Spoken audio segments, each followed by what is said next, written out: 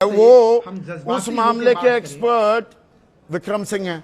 विक्रम सिंह जी, पहले तो मुझे ये बताइए, 3 लोग देश के दिल दिल्ली और दिल्ली के दिल इंडिया गेट पर बड़े शांतिपूर्ण तरीके से, 3 महिलाएं,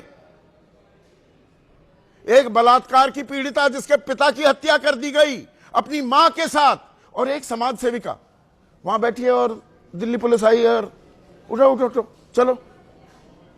विरोध का भी हक नहीं रह गया देश में।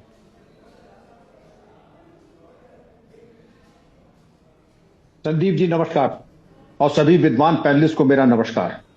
ये पूरा चरणबद्ध तरीके से दिखाता है असंवेदनशीलता की पराकाष्ठा, और एक तरीके से विवेचना को डिरेल करने का जो आपने प्रयास किया था, चरणबद्ध तरीके से विवेचना को सैबोताज करना और चट्टान की तरीके से बलात्कारी कुलदीप सेंगर को बचाने का घृणित और भोड़ा प्रयास। एफआईआर में नाम ना आना, एफआईआर न होना, आत्मदाह के बाद कुछ चले बहुत पहुंचे कहीं नहीं। ये तो कहिए कि जब इतना जन आक्रोश बढ़ा तो कुलदीप सेंगर के विरुद्ध कार्रवाई हुई, वरना मालूम पड़ा कि कुलदीप सेंगर न हो गए।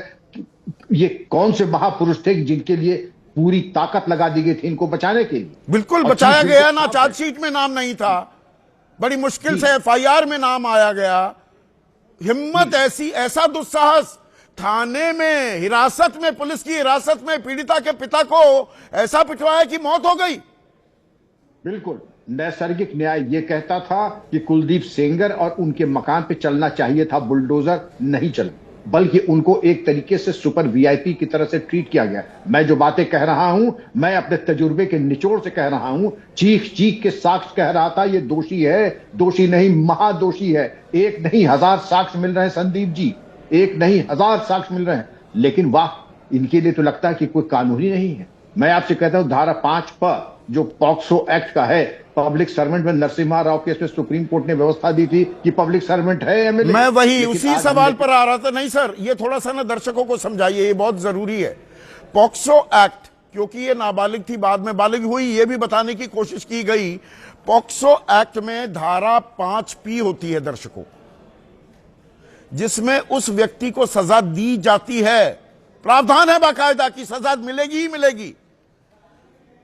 A person in position of trust or authority, वो ऐसे स्थान पर, पद पर बैठा हो जिस पर आपको भरोसा हो या जिसके पास ताकत हो। यह विधायक था, इसी 5P के आधार पर यह सजा सुनाई ट्रायल कोर्ट ने, और दिल्ली हाई कोर्ट कह रहा है कि नहीं, ये पब्लिक सर्वेंट तो था ही नहीं।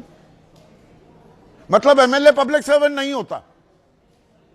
एमएलए पब्लिक सर्वेंट भी होता है, पोजीशन ऑफ ट्रस्ट भी होता है, पोजीशन ऑफ अथॉरिटी भी होता है। एमएलए जो वारंट ऑफ प्रेसिडेंस में है, तो ये बहुत सारे सरकारी कर्मचारियों से, अधिकांश सरकारी कर्मचारियों से, इंक्लूडिंग डीजीपी, चीफ सेक्रेटरी से ऊपर आता है। और अब आप कह रहे हैं कि नहीं, पोजीशन ऑफ ट्रस्ट और पोजीशन ऑफ अथॉरिटी में नहीं है, तो सेलेक्टिवली इस तरीके से काम नहीं। जब बचने का मामला आया तो एमएलए न पब्लिक सर्वेंट है, एमएलए न पोजीशन ऑफ ट्रस्ट है, न पोजीशन ऑफ अथॉरिटी है, तो फिर एमएलए है क्या? काहे बात की जनप्रतिनिधि हो? तनख्वाह किस बात के लिए सरकारी खजाने से ले रहे हो तुम?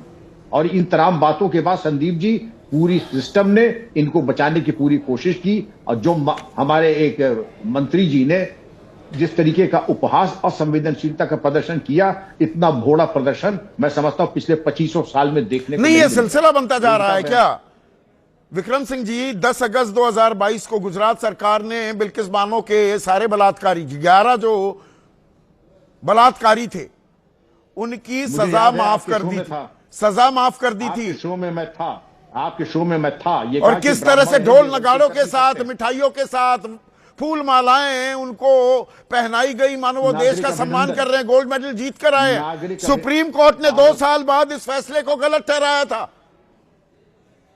आरोपियों को फूल माला पहना के, लड्डू खिला के नागरिक अभिनंदन किया गया, उनको महिमा मंडित किया गया।